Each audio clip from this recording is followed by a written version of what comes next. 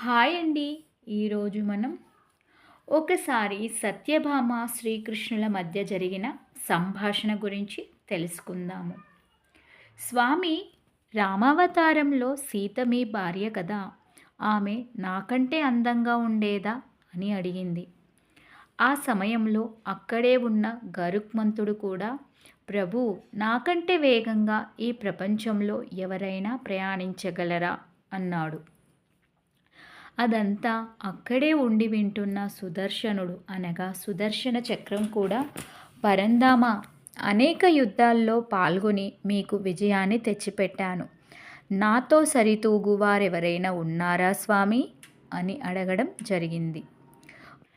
ముగ్గురి మాటలు విన్న నందగోపాలుడు వారికి ఎలాగైనా గుణపాఠం చెప్పాలనుకున్నాడు.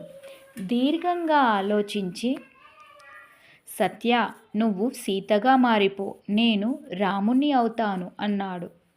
గరుడా, నువ్వు ఆంజనేయుని దగ్గరకు వెళ్ళి సీతారాములు నిన్ను తీసుకురమ్మన్నారని చెప్పి తోడుకొనిరా. చక్రమా, నా అనుమతి లేనిదే ఎవ్వరూ లోపలికి ప్రవేశించకుండా చూడు అంటూ ముగ్గురికి 3 బాధ్యతలు అప్పగించాడు. గరుత్మంతుడు వెంటనే హనుమంతుని వద్దకు వెళ్ళి, సీతారాములు రమ్మని చెప్పారు మిమ్మల్ని. హనుమ ఆనందంతో పులకించిపోతూ, నేను నీ వెనకే వస్తాను, నువ్వు పద అని గరుత్మంతుని సాగనంపుతాడు. ఈ ముసలి వానరం రావడానికి ఎంతకాలం అవుతుందో కదా అనుకుంటూ ఎగతాళిగా నవ్వి గరుడు రివ్వున ఆకాశానికి ఎగురుతాడు. కానీ విచిత్రంగా ఆయన కంటే ముందే హనుమ ద్వారక చేరడంతో మారుతిని చూసిన గరుత్మంతునికి మతిపోతుంది.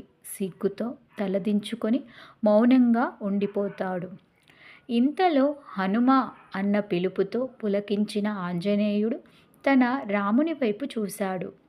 లోనికి రావడానికి నిన్నెవ్వరూ అడ్డగించలేదా అని శ్రీరాముడు అడగ్గా, ఆ మాట విన్న హనుమ తన నోటి నుండి సుదర్శనుని అనగా సుదర్శన చక్రం తీస్తూ, ప్రభూ, ఇదిగో ఈయన నన్ను లోపలికి రాకుండా ఆపాడు. ఎన్ని చెప్పినా వినకపోవడంతో ఇక లాభం లేదని భావించి నోట్లో పెట్టుకొని మీ ముందు వచ్చి నిలిచాను అన్నాడు హనుమంతుడు రామునితో. సుదర్శనుడు కూడా గరుని వలె అవమానంతో నేలచూపులు చూస్తూ ఉండిపోయాడు. ఇంతలో హనుమంతుని చూపు తన రాముని పక్కన కూర్చున్న స్త్రీపై పడింది. స్వామి, మీ పక్కనుండవలసింది సాక్షాత్తు నా తల్లి సీతమ్మ కదా, మరి ఎవరీవిడ ప్రభు అన్న మాటలు విన్నదే తడవుగా సత్యభామకు కూడా గర్వభంగమై ప్రభు కాళ్ళ మీద పడింది. అలా కృష్ణ పరమాత్ముడు ముగ్గురిలో మొగ్గతొడిగిన గర్వాన్ని తుంచివేసి వినయానికున్న విలువేమిటో తెలియచెప్పడం జరిగింది. నీతి: ఈ రోజుల్లో కూడా కొంతమంది బంగారు గరిట అనగా గోల్డెన్ స్పూన్, వెండి గరిట అనగా సిల్వర్ స్పూన్ నోట్లో పెట్టుకొని పుట్టినట్లు తామే గొప్పవారము అని, మిగిలిన వారు హీనులు, చేతకాని వారని భ్రమలో బ్రతుకుతున్నారు. వాళ్లకు తత్వం బోధపడాలి అంటే ఆ పరమాత్ముడు మళ్ళీ పుట్టాలేమో.